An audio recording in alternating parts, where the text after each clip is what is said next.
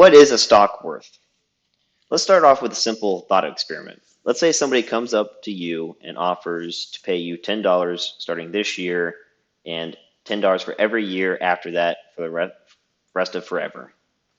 Let's say that this stream of cash flows is completely risk-free, that nothing can happen that would stop these cash flows from coming to you.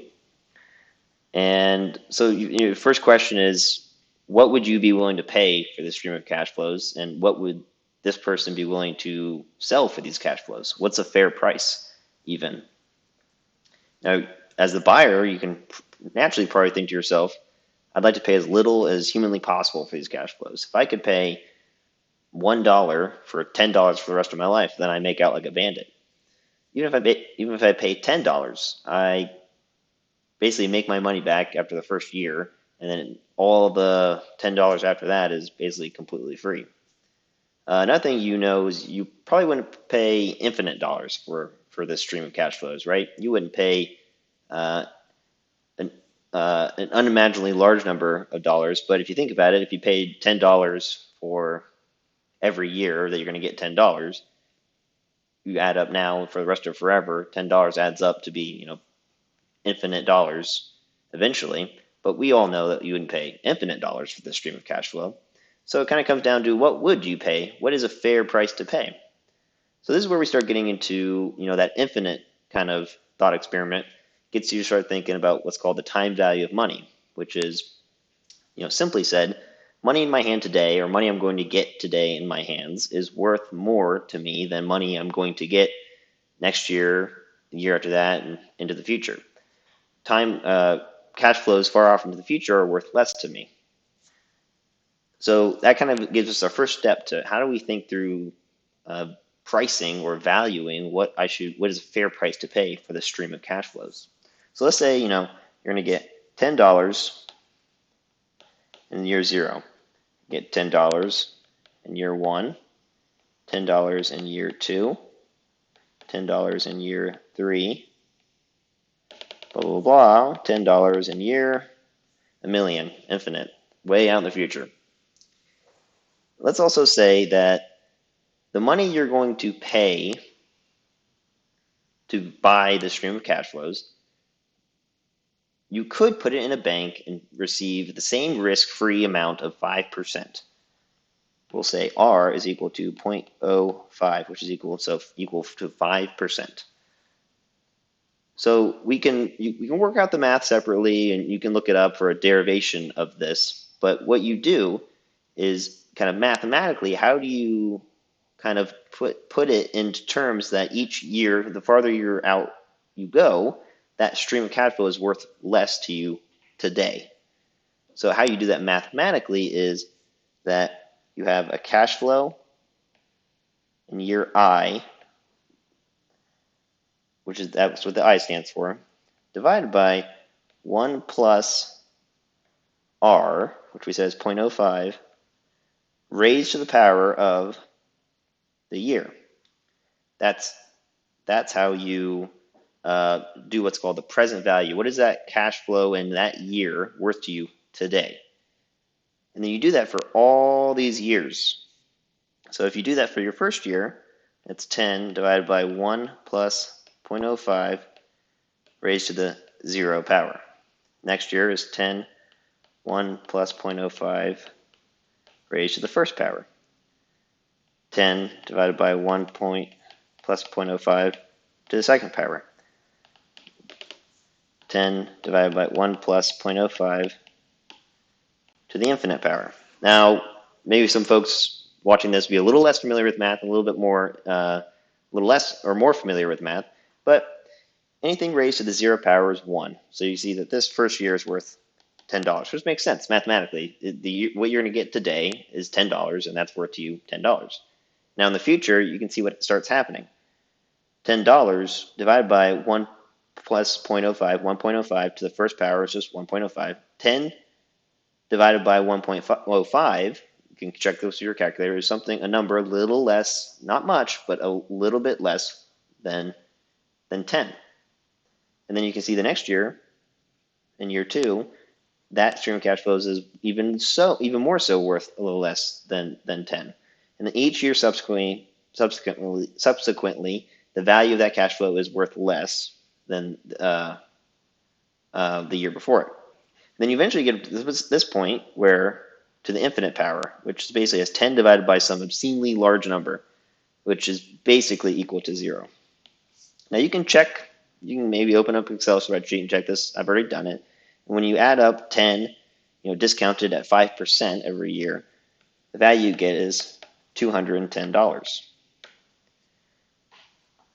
That means that theoretically, you'd be willing to, if you paid $210 for the stream of cash flows, the return you would make would be equal to 5%. If you pay less than $210 for this cash flows, you're going to get a return greater than 5%. If you pay more than $210, your return is less than 5%. So kind of going to the next step of our simple example, let's say that this person selling this $10 isn't just going to you individually. Let's say they go to a marketplace with 100 of yous that are basically exactly the same in terms of risk tolerance and all that stuff. And let's say you all want to get the best price you possibly can. You want to get the highest possible return you can based off of the risk of these expected cash flows, which is equal to, basically the risk is equal to 0. You want to get, you all want to get the highest return you possibly can. They said, okay, the highest bid is going to get the stream of cash flows. And then the first person says, okay, I'll pay $1 for it. But then the next person says, I could pay one more dollar, I could pay $2, and I would still make out like a bandit. And the third person might say, oh, I'd pay even $4. And then this just keeps iterating back and forth until they bid up the price to equal to $210. And then basically off that simple example, you can see that's how the stock market works. And replace this imaginary $10 of, obviously it's infinitely more complex with the riskiness of the cash flows and all those things, but fundamentally that's what it is these are companies that we think will return excess cash in all the years left in the life of the company, and they're going to return it to you, a shareholder. And so we're all just trying to guess how much cash flow are they going to generate, and doing the same fundamental example, discounting it back to the present value today. So continuing in, what is a stock worth? A stock, like we already said, is worth what the underlying business is worth in terms of how much free cash flow to the shareholders can it generate, and will it generate throughout the life of the business. A company generates cash after every other obligation has been met. This is called free cash flow to equity. And then every other obligation is paying its employees, paying the cost for the raw materials, paying the cost of its debt, so paying its debt holders there in front of the line, in front of what most of myself and anybody watching this video would own, probably is what's called common stock. You are basically last in line. After they paid everybody else, that's called, they generate free cash flow to equity. They don't get intimidated by the word equity. It's just a fancy term for having equity or ownership in the business. Think if you own a home, or if your parents own a home, they have equity in the home. So you get value from the company is either they will send a check directly to the shareholder in the form of dividends. This is cash directly to you, typically paid out quarterly, or they'll do what are called stock buybacks. This is where they buy back their own stock and retire it, basically making the people who still own the shares own more of the company and therefore own more of the cash flow that it generates. So those are the two ways that companies can currently now send cash back to you as a shareholder. And that is truly what is a stock worth, is how much of that cash flow they can generate today and then into the future.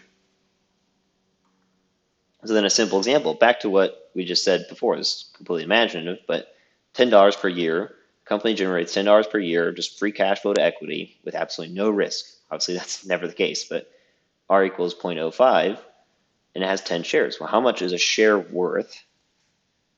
How much would you value it if for a certain way of valuing that we had talked before. We said the price per share is equal to $210 divided by 10 shares would be $21 per share. So then kind of getting a little bit into the nitty gritty, free cash flow to equity is how do you calculate it based off of looking at the company's financials. This is a kind of a formula here, and we can kind of go through in depth in some case studies in different companies. But the free cash flow is equal to EBIT, the earnings before interest and taxes, minus your taxes, your depreciation, and your amortization. Depreciation is purely an accounting thing, and that is the depreciation of existing assets. That's not real money being taken out of the business. It is basically saying I bought a piece of machinery for $1,000, and the life on it is considered 10 years. So I depreciate it $100 every year until it's considered completely depreciated. So that's added back into the free cash flow, because you don't actually pay that $100. You pay for it when you buy the $1,000 is taken out when you pay for that piece of equipment. So that's added back in, as well as amortization, which is paying down the principal on debt, minus the change in what's called working capital. That is basically, you think inventory when you see working capital. Think the business owned 5 shirts. A retail business owned 5 shirts at the beginning of this reporting period, and then at the end of it they own 10 shirts. So they have put more of their capital into inventory. So we're going to take that out of how much cash they had to give to us. And then CapEx would be capital expenditure. Think of buying that equipment. That's actually subtracted. That makes sense. And then net borrowing. The company can borrow money to invest in businesses or send to shareholders. At the end of the day, even the best investment can be overvalued. Even if you have a business that is doing great, has an amazing leader, amazing technology, the future is nothing but bright and sunny for them, and the future is theirs. Even then, that investment can be overpriced. Simply, what if someone is trying to sell $10 for $1 billion? You wouldn't take it. Just like even if this business is doing great, it comes down to what do we expect the cash flows from it to be, and realistically understand what the cash flows can be from it versus maybe some crazy over-optimistic assumptions from what you hear from certain individuals. At the end of the day, I think the best quote regarding investing really comes down to the classic Warren Buffett quote: price is what you pay and value is what you get. As an investor, you want to pay as little as possible and get the absolute highest value you can from your investment, just like anything you buy. So at the end of the day, you think, okay, wow, this is really easy. So all I need to do is just look for companies that have really high cash flows and are great companies, and then I'll get superior results. We can define how do you determine superior results, but certain folks think I can beat the market. I can do better than, say, what's called the S&P 500 index fund. I can become a professional day trader, and I can trade stocks and become fabulously wealthy. Unfortunately, you're competing against people who are really smart and look at the stock market all day, trained professionals, hundreds of thousands and maybe even millions of individuals looking at the same stocks you're looking at, predicting cash flows basically from the same information that is available to you. And it all comes down to achieve what we call superior returns, doing better than others. It all comes down to being better at predicting future cash flows than others. If you can look at a company and you see something in it that others don't, you can buy the company at a price that doesn't reflect necessarily that the cash flow generative capability of that company. They have a certain edge that you know of, or they have a certain competitive advantage that you know of that others aren't taking into account. That's when you can achieve superior results. As you'll start looking into it, that is incredibly, incredibly difficult to do. It's possible, but really difficult to do. And furthermore, there's something we'll talk about called the expectations treadmill. Basically, once investors know that a company is good, it's great, That is effectively baked into the stock price, and they have to perform better than that to achieve superior results. I think a great example that illustrates this is Google versus Domino's Pizza. Both of these companies IPO'd in 2004. Folks obviously are very familiar with Google, a transformative company that has changed the way we do so many things: internet search, phones, Google Maps, YouTube, just changed our society in ways we couldn't possibly have fathomed when they IPO'd in 2004, versus Domino's Pizza, a pizza company. So Google's free cash flow in 2020 was $42.8 billion, a 24.39% average compound annual growth rate since 2005. On the other hand, Domino's Pizza they earned free cash flow of $0.5 billion in 2020, with just a 10.23% average compound annual growth rate since 2005. Domino's Pizza earned about $116 million in free cash flow in 2005 versus Google's $1.6 billion. So Google's cash flow was higher in 2005. And if you were an investor back in 2005, you would have thought to yourself, okay, I just need to go. Google's future is incredibly bright. They're going to, YouTube and all these things are starting to come out, Gmail, they're changing the world.